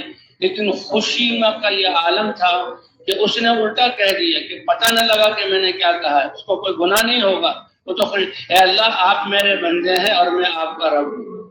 اتنی زیادہ خوشی کہ اس کو ہوش ہی نہیں رہا، فرمایا اے میرے بندو تمہاری توبہ سے تمہارا رب اس سے بھی زیادہ خوش ہوتا ہے، اور جو ہزاروں انسانوں کو توبہ کرانے کا ذریعہ بنے تو اللہ ان سے کتنے خوش ہوں گے۔ تو بھئی یہ کام تو اپنی کوتاہیوں سے خود توبہ کرنا اور امت کو توبہ کرانا اور آئندہ کی زندگی کے صلاحیتوں کو اللہ کے رسول والے کام کے لیے لگانا، اس سے بڑا کوئی کام ہو سکتا ہے؟ جس کام کے فکر کے لیے اللہ کے رسول نے اپنی زندگی لگائی اور فرما رہے ہیں کہ میری بار بار مجھے زندگی ملے اللہ کے دین کی، میرا دل ہر جماعت جس کو اللہ کے راستے میں بھیجو میرا دل چاہتا ہے میں اس کے ساتھ نکلوں، لیکن جو میرے بیمار صحابہ اور جو سواری یا مال کے نہ ہونے کے ٹھہر جاتے ہیں ان کی دلداری کے لیے میں رکتا ہوں، کہ وہ تو کہیں گے بھئی یہ مال والے استعداد والے یہ تو ہر دفعہ اللہ کے راستے میں جاتے ہیں اور اللہ کا رسول بھی ان کے ساتھ جاتا ہے اور مدینہ خالی رہ جاتا ہے، تو ان کے دل پر زیادہ گرانی ہوگی۔ لیکن وہ جب دیکھیں گے کہ بھی اللہ کا رسول تو مسجد نبوی میں موجود ہے تو ان کو ڈھارس بندھے گی اور ان کے دل کو خوشی ہوگی، تو ان کی وجہ سے میں رکتا ہوں، ورنہ اللہ کے راستے میں نکلنا تو اتنا عظیم ہے، ہر نکلنے والی جماعت کے ساتھ میں نکلوں اور اللہ کے راستے میں جہاد کروں اور مجھے شہادت نصیب ہو اور مجھے پھر زندگی ملے اور پھر میں اپنی زندگی کو اللہ کے دین کے لیے قربان کر دوں۔ اللہ ہی کے رسول صلی اللہ علیہ وسلم کے ارشاد کی وجہ سے آج اس دین کو زندہ کرنے کے لیے ہم سے آج وقت کی قربانی مانگی جا رہی ہے، اعمال کی اہتمام کی قربانی مانگی جا رہی ہے، تاکہ اللہ تعالیٰ پھر وہی دنیا کو امن کا گہوارہ بنا دے اور اعمال کی فضائیں بنا دے، مسلمان تقوی والی زندگی والا بنے، اور اس تقوی والی زندگی کو لے کر 5 ارب کفار جو جہنم کی طرف جا رہے ہیں اور دنیا میں پریشانی کی زندگی، دنیا کو جنت بنانے کی کوشش کی، یہ محلات تو بنا لیے، سڑکیں تو شیشے والی بنا دی اور سوئی سے لے کر ہیلی کاپٹر اور گاڑیوں تک تو اپنے گھروں میں رکھ لیا، لیکن دل کا اطمینان کہاں سے لائیں گے؟ دوائی کا حاصل ہونا اور چیز ہے اور دوائی سے شفا کا مل جانا اور چیز ہے۔ دوائی کا اختیار اللہ نے انسان کو دیا، علم بھی انسان کو دیا، اپنے اختیار اور علم سے دوائی بنائی، اور باقی جو دوائی ہے وہ اسی مرض کی دوا ہے، لیکن شفا دوائی نہیں دیتی، شفا تو کون دیتا ہے؟ اب شفا کون دے گا؟ کھانا تو جمع کر لیا، کھانا بھی اللہ نے پیدا کیا، لیکن کھانے سے بھوک دور نہیں ہوتی۔ کھانا کس کے امر سے بھوک دور ہوتی ہے؟ ایک جول بقر کی بیماری ہے کہ انسان کھا کھا کے پیٹ پھول جاتا ہے اور اس کا پیٹ نہیں بھرتا، اللہ دکھا دیتے ہیں کہ دیکھو گنجائش نہیں رہی، ابکائیاں آ رہی ہیں، پیٹ پھول گیا ہے، پیٹ کے پھولنے کی سے درد چیخیں مار رہا ہے لیکن بھوک دور نہیں ہو رہی۔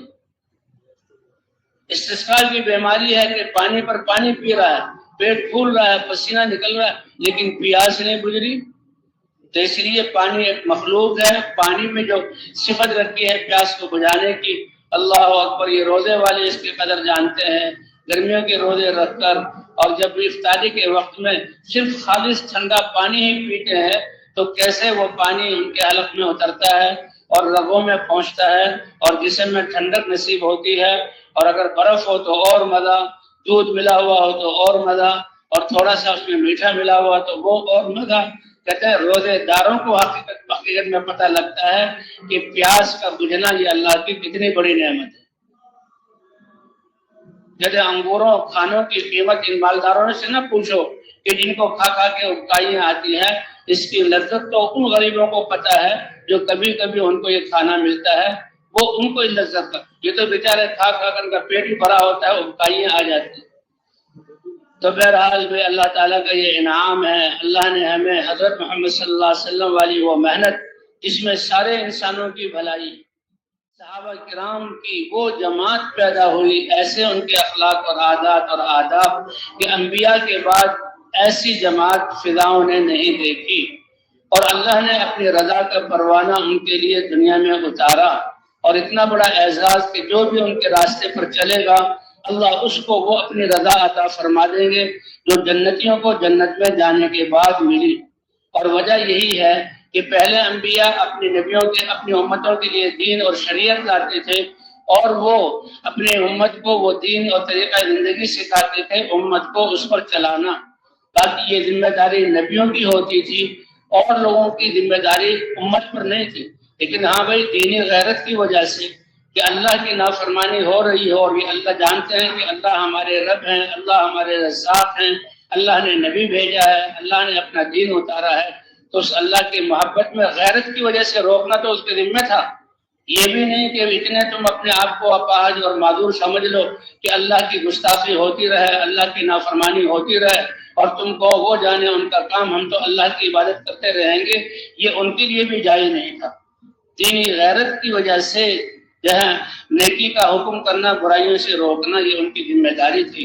قربان جائیں اللہ تعالیٰ کی رحمت پہ کہ حضور صلی اللہ علیہ وسلم کے ختم نبوت کی وجہ سے، غیرت ایمانی کی وجہ سے اللہ نے دعوت کا حکم نہیں دیا، بلکہ اس سے اونچا اعزاز کہ تمہارا تو مقصد ہی ختم نبوت کی وجہ سے وہ مقصد ہے جو حضرت محمد صلی اللہ علیہ وسلم کی آمد کا مقصد ہے، کہ جیسے انبیاء اپنی قوموں کو اللہ کے احکام کی طرف بلاتے تھے اور برائیوں سے روکتے تھے، وہی تمہاری کنتم خیر امت اخرجت للناس تأمرون بالمعروف وتنہون عن المنکر وتؤمنون باللہ۔ تمہیں تو امتوں میں سب سے بہترین امت ہونے کا لقب دیا گیا، اللہ نے تمہیں پسند کیا، اور نبیوں کے لیے جو اعزازات تھے اللہ فرماتے تھے ہم نے نبیوں کو چنا، ہم نے نبیوں کو چھانٹا، اور ہم نے نبیوں کو پسند کیا۔ یہ تین اعزازات نبیوں کو نبوت دے کر، اے امت محمدیہ تم انبیاء تو نہیں ہو لیکن نبیوں والا کام اور نبیوں کی ذمہ داری تو اپنی دائرہ نبوت میں، اور تمہیں پوری انسانیت کی ذمہ داری دی، اس کی وجہ سے تمہارے لیے تم کو اللہ نے چھانٹا بھی ہے اور اللہ نے چنا بھی ہے اور اللہ نے تمہیں پسند بھی کیا ہے، اس لیے تمہارا لقب خیر امت اخرجت للناس، تم امتوں میں سب سے بہترین امت ہو کہ سارے انسانوں کی نفع رسانی کے لیے نکالے گئے ہو۔ جیسے ایک بہت مالدار ماں باپ، ان کا پورا گھر میں سوئی سے لے کر ہیلی کاپٹر تک ساری نعمتیں موجود، اور ان کا اس بڑھاپے میں ایک جوان خوبصورت بیٹا گم ہو جائے اور کوئی آدمی اس کو لا کر ان کے دروازے پر کھڑا کر دے، ان ماں باپ کو اس بچے کے سامنے آنے سے کیا خوشی ہوگی، اتنی بڑی خوشی کہ اور ساری نعمتوں سے وہ حاصل نہیں ہو سکتی۔ وہ ماں باپ کتنے خوش ہوں گے۔ قرآن اور حدیث میں بیان کیا گیا کہ اللہ کے روٹے ہوئے بندوں کو تم محنت کر کے اللہ کے سامنے جھکا دو گے تو اللہ تعالیٰ ان ماں باپ کے خوش ہونے سے بھی زیادہ خوش ہو جائیں گے۔ اور وہ جیسے مثال بیان کی کہ وہ جو توبہ کر کے جانے والا تھا، وہ کتنا اللہ نے اس کی توبہ کو قبول کیا، اور ایک اور مثال دی ہے کہ توبہ کرنے والے سے اللہ کتنے خوش ہوتے ہیں، اور جو توبہ کرانے کے لیے نکلے ہوں سارے انسانوں کو اللہ کی طرف متوجہ کریں۔ فرمایا کہ ایک سہرام کا رہنے والا ایک باشندہ بدوی، وہ اپنی اونٹنی پر ساز و سامان لے کر صحرا کا سفر کر کے کسی دوسرے منزل تک پہنچنا چاہتا تھا۔ صحرا میں ریت کے ٹیلے ہی ٹیلے ہیں، اس کو پیشاب پخانے کا یا پانی پینے کا کوئی تقاضا پیش آیا، اس نے اونٹنی کو کھڑا کیا، وہاں تو کوئی درخت تو ہے نہیں کہ اونٹنی کو باندھ دے، وہ تو ریتیلے ٹیلے ہیں، نہ کوئی کھونٹا ہے، ریت میں کھونٹا کون سا کر سکتا ہے، اللہ کے نام پر چھوڑا اور ایک طرف ہو کر اپنے تقاضے کو پورا کیا۔ جب واپس آیا تو اونٹنی ہے ہی نہیں، اور جو صحرا ہوتے ہیں وہ تو میلوں صحرا ہوتے ہیں، موت کے علاوہ اور ہو کے عالم کے علاوہ کچھ ہوتا ہی نہیں۔ اور یہ سفر کر چکا تھا، سورج آگ برسا رہا تھا، ریت گرم ہو رہی تھی، اور یہ ریت پر کھڑا ہوا اور اب اس کا پانی کھانا وہ بھی چلا گیا، اب موت کے علاوہ کچھ نہیں، اور اس کو موت کا یقین کر کے لیٹ گیا، چلو بس روح نکل جائے گی، جسم ختم ہو جائے گا۔ थोड़ी देर में वो आहट सुनता है तो चादर अपने चेहरे पर तान ली थी, चादर हटाई तो देखा वो सवारी जो की तो मौजूद है। अरे ये तो सवारी है, इस पर मेरा खाना है, इस पर मेरे यहाँ पानी है, और मैं भूख से मेरा बुरा हाल हो गया, क्योंकि तलाश में जो कमजोरी और एनर्जी गई तो खुशी हुई, और खुशी भी इतनी हुई कि उसको कहना चाहिए था, वाकई है अल्लाह आप करीम रब हैं और मैं आपका मोहताज बंदा हूँ, आपने मुझे जिंदगी अता फरमाई। लेकिन खुशी का ये आलम था कि उसने उल्टा कह दिया कि पता न लगा कि मैंने क्या कहा है, उसको कोई गुनाह नहीं होगा, वो तो खुश है, अल्लाह आप मेरे बंदे हैं और मैं आपका रब हूँ। तो इतनी ज्यादा खुशी कि उसको होश ही नहीं रहा। फरमाया ए मेरे बंदो, तुम्हारी तौबा से तुम्हारा रब इससे भी ज्यादा खुश होता है, और जो हजारों इंसानों को तौबा कराने का जरिया बने तो अल्लाह उनसे कितने खुश होंगे। तो भाई ये काम तो अपनी कोताहियों से खुद तौबा करना और उम्मत को तौबा कराना और आइंदा की जिंदगी के सलाहियतों को अल्लाह के रसूल वाले काम के लिए लगाना, उससे बड़ा कोई काम हो सकता है? भाई जिस काम के फिक्र के लिए अल्लाह के रसूल ने अपनी जिंदगी लगाई और फरमा रहे हैं कि मेरी बार बार मुझे जिंदगी मिले अल्लाह के दिन की, मेरा दिल हर जमात जिसको अल्लाह के रास्ते में भेजो, मेरा दिल चाहता है मैं उसके साथ निकलूं। लेकिन जो मेरे बीमार सहाबा और जो सवारी या माल के न होने के ठहर जाते हैं, उनकी दिलदारी के लिए मैं रुकता हूँ कि वो तो कहेंगे भाई ये माल वाले इस्तेदाद वाले ये तो हर दफा अल्लाह के रास्ते में जाते हैं और अल्लाह का रसूल भी इनके साथ जाता है और मदीना खाली रह जाता है, तो उनके दिल पर ज्यादा घरानी होगी। लेकिन वो जब देखेंगे कि भी अल्लाह का रसूल तो मस्जिद नबी में मौजूद है तो उनको ढारस बंधेगी और उनके दिल को खुशी होगी, तो उनकी वजह से मैं रुकता हूँ। वरना अल्लाह के रास्ते में निकलना तो इतना अजीम है, हर निकलने वाली जमात के साथ मैं निकलूं और अल्लाह के रास्ते में जिहाद करूं और मुझे शहादत नसीब हो और मुझे फिर जिंदगी मिले और फिर मैं अपनी जिंदगी को अल्लाह के दीन के लिए कुर्बान कर दूं। अल्लाह ही के रसूल सल्लल्लाहु अलैहि वसल्लम के इरशाद की वजह से आज उस दीन को जिंदा करने के लिए हमसे आज वक्त की कुर्बानी मांगी जा रही है, आमाल की एहतमाम की कुर्बानी मांगी जा रही है, ताकि अल्लाह ताला फिर वही दुनिया को अमन का गहवारा बना दे और आमाल की फिदाएं बना दे, मुसलमान तक़वे वाली जिंदगी वाला बने और इस तक़वे वाली जिंदगी को लेकर 5 अरब कुफ्फार जो जहन्नम की तरफ जा रहे हैं और दुनिया में परेशानी की जिंदगी, दुनिया को जन्नत बनाने की कोशिश की, यह महल्लात तो बना लिए, सड़कें तो शीशे वाली बना दी और सुई से लेकर हेलीकॉप्टर और गाड़ियों तक तो अपने घरों में रख लिया, लेकिन दिल का इत्मीनान कहाँ से लाएंगे? दवाई का हासिल होना और चीज है और दवाई से शिफा का मिल जाना और चीज है। दवाई का इख्तियार अल्लाह ने इंसान को दिया, इल्म भी इंसान को दिया, अपने इख्तियार और इल्म से दवाई बनाई और बाकी जो दवाई है वो उसी मर्ज की दवा है, लेकिन शिफा दवाई नहीं देती। शिफा तो कौन देता है? अब शिफा कौन देगा? खाना तो जमा कर लिया, खाना भी अल्लाह ने पैदा किया, लेकिन खाने से भूख दूर नहीं होती। खाना किसके अमर से भूख दूर होती है? एक जूल बकर की बीमारी है कि इंसान खा खा के पेट फूल जाता है और उसका पेट नहीं भरता। अल्लाह दिखा देते हैं कि देखो गुंजाइश नहीं रही, उबकाइयां आ रही हैं, पेट फूल गया है, पेट के फूलने की से दर्द चीखे मार रहा है, लेकिन भूख दूर नहीं हो रही। इस्तिस्काल की बीमारी है कि पानी पर पानी पी रहा है, पेट फूल रहा है, पसीना निकल रहा है, लेकिन प्यास नहीं बुझ रही। तो इसलिए पानी एक मखलूक है, पानी में जो सिफत रखी है प्यास को बुझाने की, अल्लाह अकबर। ये रोजे वाले इसकी कदर जानते हैं, गर्मियों के रोजे रखकर और जब इफ्तारी के वक्त में सिर्फ खालिस ठंडा पानी ही पीते हैं तो कैसे वो पानी उनके हलक में उतरता है और रगों में पहुंचता है और जिस्म में ठंडक नसीब होती है। और अगर बर्फ हो तो और मजा, दूध मिला हुआ हो तो और मजा, और थोड़ा सा उसमें मीठा मिला हुआ तो वो और मजा। कहते हैं रोजेदारों को हकीकत में पता लगता है कि प्यास का बुझना ये अल्लाह की कितनी बड़ी नेमत है। जैसे अंगूरों खानों की कीमत इन मालदारों से न पूछो कि जिनको खा खा के उबकाइयां आती है, इसकी लज्जत तो उन गरीबों को पता है जो कभी कभी उनको ये खाना मिलता है, वो उनको लज्जत का। ये तो बेचारे खा खा कर उनका पेट ही भरा होता है, उबकाइयां आ जाती है। تو بہرحال بھی اللہ تعالیٰ کا یہ انعام ہے، اللہ نے ہمیں حضرت محمد صلی اللہ علیہ وسلم والی وہ محنت جس میں سارے انسانوں کی بھلائی کہ ہم اللہ کی طرف بلاتے ہیں اور انسانوں کو، مسلمانوں کو اللہ کے احکام پر کھڑا کرتے ہیں۔ تقوی والی زندگی، تقوی کیا ہے کہ انسان کسی بڑے فنکشن اور کسی بادشاہ کے پاس جانے کے لیے سر کی ٹوپی اور پگڑی سے لے کر پاؤں کے جوتوں تک پورے جسم کو خوبصورت اور اچھا بنا کر پیش ہوتا ہے۔ تو تقوی بھی یہ ہے کہ اللہ کے سامنے پیش ہونے کے لیے زندگی کے سارے لمحات اور اس کے احکام کو لے کر انسان اللہ کے سامنے پیش ہو۔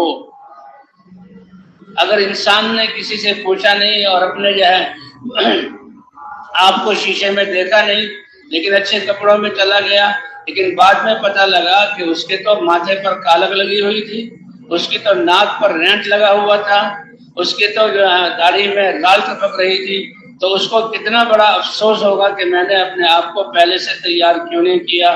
تو اس سے زیادہ کہیں وہ شرمندہ ہوں گے جو گناہوں کی سیاہی کو لے کر اللہ کے دربار میں پیش ہوں گے۔ اس لیے تیاری کرانا کہ دنیا میں آسائشیں پورا کرنے کے لیے نہیں بلکہ اللہ کے دربار میں حاضر ہونے کے قابل اپنے آپ کو بنانا۔ اور اللہ نے فرما دیا نہ تمہاری شکلوں کو دیکھوں گا، یہ میں نے بنائی، یہ تو میرا عمل ہے۔ کہتے کسی کو کسی شکل پر تانا دینا، تمہاری کیا شکل ہے، تم ایسے ہو تم ویسے ہو، یہ اللہ پر اٹیک کرنا ہے۔ اس آدمی نے کوئی اپنی شکل خود بنائی ہے یا اس نے رنگ یہ خود دیا ہے؟ فرمایا نہ تمہاری صورتوں کو دیکھتے ہیں، یہ اللہ نے۔ اور دنیا کا نظام چلانے کے لیے اللہ نے مال کو بھی تقسیم کیا، سب کے سب برابر مال والے ہوں تو پھر دکانوں میں کون بیٹھے گا، پھر دفتروں میں کون آئے گا، اور پھر جو ہے لوگوں کے لیے مزدوری کون کرے گا۔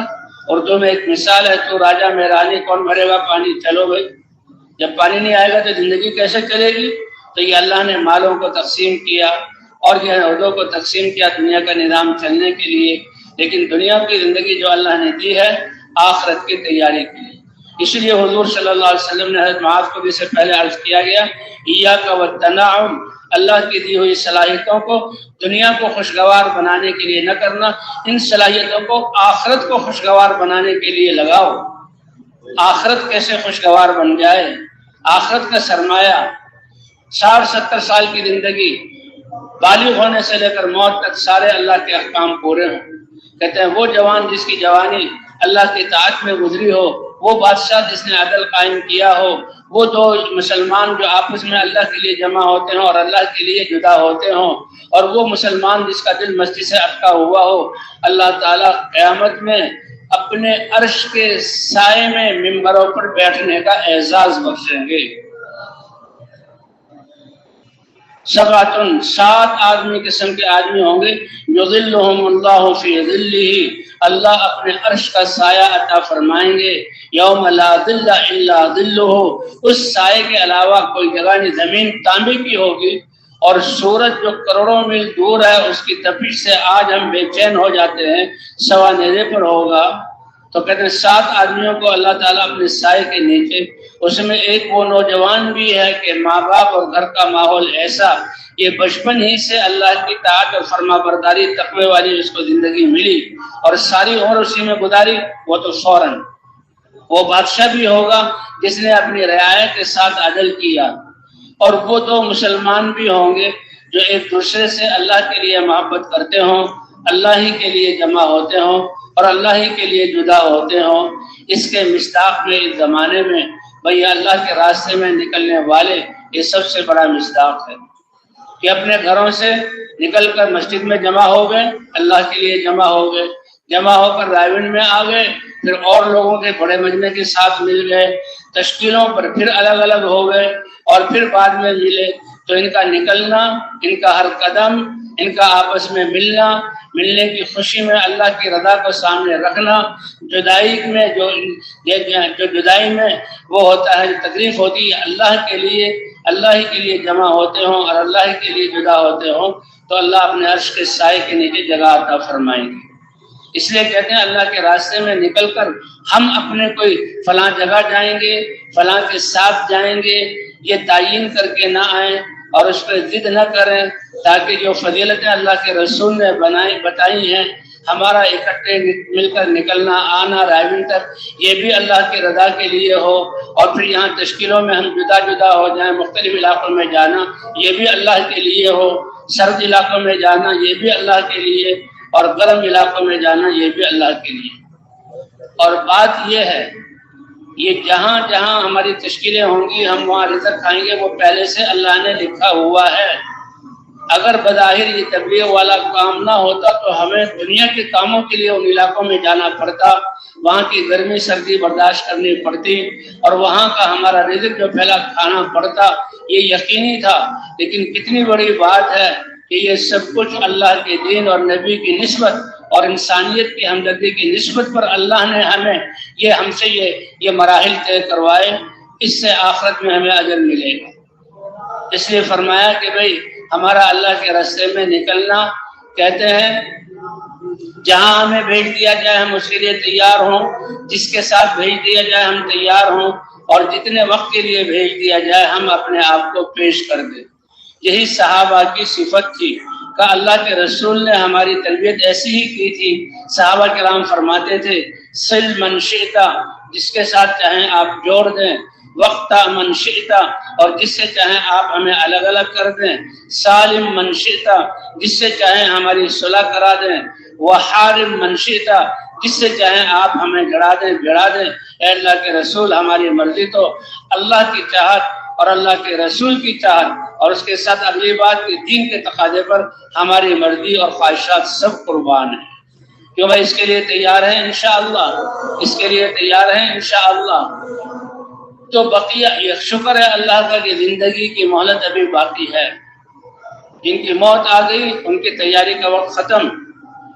اللہ فرماتے ہیں اس سے پہلے پہلے لگا لو، قیمت اسی کی ہے۔ فرشتہ جب نظر آ گیا تو چیخو گے اور کہو گے ہمیں زندگی ملے تو ایک سانس بھی نہیں ملے گا، اور اس وقت کا عمل اور توبہ پھر قبول نہیں ہوگی۔ اس سے پہلے پہلے ایک روح کے نخرے تک پہنچنے سے پہلے پہلے اور قیامت قائم ہونے سے پہلے سورج جب مغرب سے طلوع ہوگا تو اس وقت توبہ کا دروازہ بند ہو جائے گا۔ کیوں؟ اس لیے کہ سورج کو نکالنے والی مشرق سے کون سی ذات ہے؟ کہ اللہ سورج کو روک دے تمہارے لیے دوپہر کو جون جولائی کے مہینے میں، تمہارے پاس کوئی طاقت اور الہ ہے جو ذرہ برابر سورج کو سرکا کے آگے دھکیل دے؟ یا تم اڑ کر سورج تک پہنچ جاؤ؟ تم پہنچ بھی جاؤ تو جل کر خاک ہو کر پہلے ہی مت ختم ہو جاؤ گے تم۔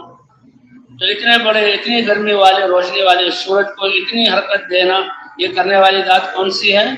اور سورج غروب ہو جائے اس کو نکالنے والی ذات کس کی ہے؟ قیامت میں اللہ سورج کو دبو دے گا، نکلے گا نہیں، اور پھر مغرب سے نکلے گا۔ جب مغرب سے نکلا توبہ کا دروازہ بند۔ کہ توبہ اور ایمان غیب اللہ اور اللہ کے رسول اور اللہ کے کلام بتائے ہوئے خبروں کی بنیاد پر ہم اپنے آپ کو اللہ کے دین کے تابع کریں اور اللہ کے دین کے ہدایت پر چلائیں۔ تو کہتے ہیں مسلمان کی جان و مال کا سب سے بہترین مصرف اعلاء کلمت اللہ ہے، اور اعلاء کلمت اللہ کا راستہ یہ حضور والی محنت ہے جس کے لیے اللہ نے ہمیں نکالا ہوا۔ تو نیت کرتے ہیں انشاءاللہ باقی زندگی اس اعلاء کلمت اللہ میں لگے گی بھائی۔ دوسرا مصرف ہے اللہ کے اتارے ہوئے علم کو عام کرنا۔ بھائی علماء اللہ جزائے خیر دے، مدارس دین کے قلعے ہیں، چٹائی پر بیٹھ کر روکی سوکی کھا کر اس علم کو آگے تک پہنچایا۔ وہاں تو طلب والے آتے ہیں، ان کو وہ علم دیتے ہیں، حالانکہ اس علم کا تعلق جو باہر ہیرو تبلیغ کی وجہ سے مدرسوں میں اب رونق ہے، ورنہ تو مدرسوں کی طرف آنے والا۔ تبلیغ اور تعلیم میں فرق کیا ہے کہ تبلیغ کے ذریعے علماء کے پاس آنے والوں کو تیار کرنا، طلب پیدا کرنا، اور مدرسوں میں طلب والوں کو علم دینا۔ تو اللہ تعالیٰ نے ہمیں تربیت والا کام دیا ہے بھائی، ہم اس کی نیت کریں گے، نکلیں گے تو اللہ ہماری تربیت فرمائیں گے اور اللہ ہم سے کام لیں گے۔ اللہ کے رسول نے 1500 سال پہلے ہمارے لیے فضائل بیان کر دیے کہ دیکھو جیسے اوپرے اور ان کی حالت میں یہ دین آیا تھا، اور کیسے میں نے اور میرے صحابہ نے جانوں کی خونوں سے اس دین کے باغ کو سینچا اور لگایا تھا، لیکن ایک دن ایسا ہوگا کہ یہ دین پھر اوپرا اور اجنبی ہو جائے گا۔ حضور آئے تو وہ کافر تھے، ان کے لیے اجنبی اور اوپرا تھا، اور جو حضور خوشخبری دے رہے ہیں، بتا رہے ہیں کہ وہ مسلمانوں میں اوپرا، سب مسلمان ہیں، مسجدیں خالی ہیں، سب مسلمان ہیں اور ان کے پڑوس میں مالوں کے ڈھیر لگے ہوئے ہیں بعضوں کے پاس، اور پڑوس میں بچے بھوک کی وجہ سے بلبلا رہے ہیں۔ سب مسلمان ہیں، کوئی کسی کا خیال کرنے والا نہیں ہے۔ خود اتنے اچھے اچھے کپڑے، یہ دین اپنوں ہی میں بیگانہ ہو جائے گا۔ اللہ کے عبادتیں چھوڑ دی جائیں گی، عوامر جہاں چھوڑ دیے جائیں گے، معاشرت جہاں نکل جائے گی، اور انسانوں کی خدمت۔ فرمایا فطوبی للغرباء، لیکن اللہ تو رب ہیں، جیسے جسمانی غذا کے لیے زمینوں سے غلے ہوا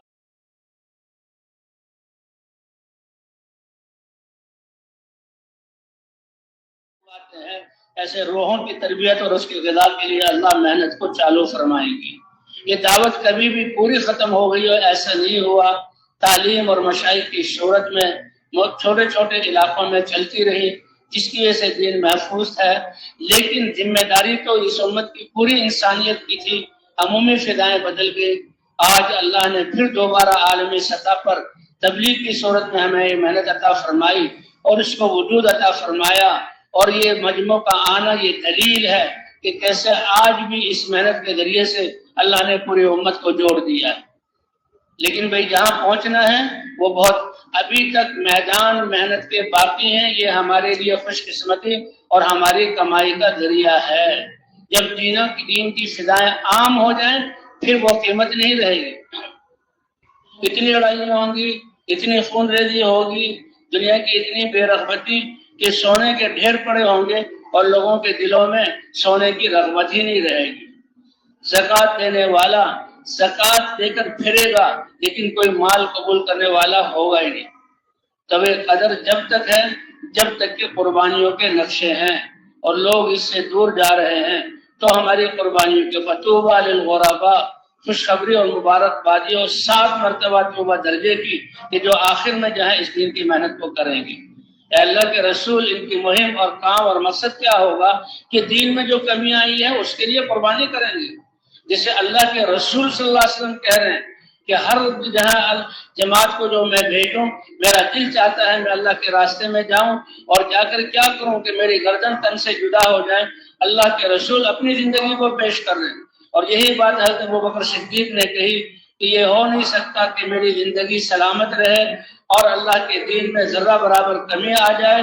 میں اپنے آپ کو پیش کروں گا، نکلوں گا اور نکالوں گا، یہاں تک کہ یا تو میری گردن کٹ جائے اور میں پھر موت آ جائے، کام کرنے کے قابل نہیں رہوں، یا یہ کہ پھر اللہ تعالیٰ دین کو زندہ کر دے۔ اور بھئی یہی نیت اور یہی عزم ہمارے لیے ہے کہ ہم بھی نیت کریں، اے اللہ بقیہ زندگی تیرے کلمے کو بلند کرنے کے لیے اور صلاحیتیں اس کام کو لگانے، اس کام پر لگانے کے لیے، اے اللہ کرتے کرتے مر کر تیرے دربار میں پیش ہو جائیں تو کون اس کو یہاں اس کی نیت کرتا ہے؟ بھائی اپنے ہاتھوں کو اٹھائیں کہ نیت سے ہی اللہ کے ہاں ہم قبول ہو جائیں گے۔ کتنی بڑی بات ہے۔ کسی دنیا کے دفتر، کسی حکومت کے پاس جاؤ، لیکن میں نے آپ کے ادارے میں خدمت اور جہاں سروس کرنے کا ارادہ کیا ہے، نیت کرنے کا، تو کہیں جاؤ کام کرو، ایک کی جگہ 100 ہمارے پاس آ رہے ہیں، ہمارے پاس سیٹ ہے ہی نہیں۔ اور قربان جائیں اللہ کی رحمت کے نیت کرنے سے اللہ کی طرف سے اجر شروع ہو جاتے ہیں، اور حقیقی طور پر جب نکل جائیں پھر تو اللہ کی طرف سے انعام کی بارش۔ تو اللہ جب ہم نے اس نیت کو کیا ہے، اب یہ بقیہ زندگی اور صلاحیتیں اللہ کے کلمے کو بلند کرنے کے لیے اور تقوی کی زندگی اختیار کر کے امت کو اس محنت پر کھڑا کرنے کے لیے، اور یہ 5 ارب انسانیت جو اللہ کو نہیں پہچانتے دنیا کے لیے صلاحیتیں لگا کر ناکام ہو کر جا رہے ہیں، کیونکہ اللہ اور اللہ کے رسول نے بتایا کہ یہ دنیا میں سب کچھ لگا رہے ہیں لیکن سب سے زیادہ گھاٹے میں ہے، کیونکہ لگانے کی قیمت جو اللہ کے دربار میں اللہ کی رضا اور جنت کی صورت میں جو بدلہ ملے گا ان کو کچھ نہیں۔ یہ کہ ہائے افسوس، زندگی بھی لگائی، سارا سرمایہ بھی لگایا، لیکن تخت اور تنکے کے برابر ہمیں کوئی فائدہ نہیں ہوگا۔ قل هل ننبئكم بالاخسرین اعمالا الذین ضل سعیهم، یہ بیکار نہیں تھے، لیکن رہبری نہ ہونے کی وجہ سے، مسلمانوں کی کوتاہی کی وجہ سے، دنیا ہی کو سب کچھ سمجھ کر اور دنیا کی راحتوں کو اصل جان کر ساری زندگی کا سرمایہ، جسمانی طاقت اور سمجھ کی جہاں صلاحیت اور مالوں کی صلاحیت دنیا بنانے میں لگا دی۔ حالانکہ صلاحیتیں لگانے کی وجہ سے دنیا کا ایک ذرہ بھی ان کو زیادہ نہیں ملا، وہ تو اللہ نے پیدا کرنے سے پہلے ان کے لیے لکھ دیا تھا اور نہ کسی نے ان کے لیے لکھے ہونے کے ایک ذرے کو ان سے چھینا ہے، وہ تو پورا پورا ان کو مل گیا، لیکن زندگی برباد ہو گئی۔ یہ ہیں سب سے زیادہ محنت کرنے کے باوجود بھی گھاٹے میں جانے والے، اور وہ جو محنت ہی نہیں کر رہے تو پھر ان کے کیا کہنا۔ اللہ نے ہمیں کتنی بڑی ذمہ داری اور کتنا بڑا احسان حضور صلی اللہ علیہ وسلم کی محنت کی صورت میں دیا ہے، اللہ تعالیٰ اس کے قدر کرنے کی توفیق عطا فرمائے۔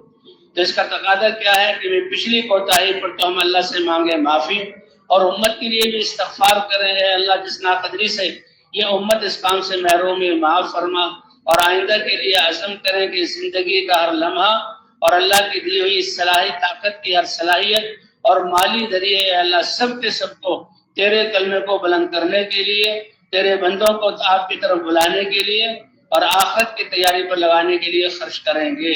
تو ان لوگوں کو اللہ قبول کریں گے اور ان کی محنت کو ہدایت کا ذریعہ بنائیں گے۔ تو کون کون تیار ہے بھائی اس کے لیے؟ کون کون تیار ہے؟ ماشاء اللہ، اے اللہ دلوں میں نیت ہوئی اور اس کا ہاتھ اٹھا کر جو ہم نے اظہار کیا، اے اللہ آپ اپنی شان کے مطابق قبول فرما کر اے اللہ ہماری تربیت فرما دیں اور موت تک اس کام میں لگے رہنے کی توفیق عطا فرمائے۔ تو اس کی بھائی ابتدا ایسے ہو کہ اس مجمع میں سے جن ساتھیوں کے 4 مہینے نہیں لگے، وہ آئے تھے کسی کو چھوڑنے کے لیے، کسی سے ملنے کے لیے، آئے تھے چلے کے لیے، وہ تو اپنے آپ کو 4 مہینے کے لیے پیش کر دیں اور اللہ کو دکھلا دیں کہ اے اللہ پیچھے ہماری بھول ہوئی معاف فرما، اور آئندہ کی زندگی کے لیے ہم 4 مہینے دیتے ہیں، اس محنت کو سکھا دیں اور اس محنت پر جمع کر موت تک ہمیں اس محنت کی توفیق عطا فرما۔ کھڑے ہوں ایسے ساتھی جو 4 مہینے کے لیے اپنے آپ کو پیش کریں، جلدی کھڑے ہو جائیں، اللہ کو دکھائیں، اللہ کو دکھائیں۔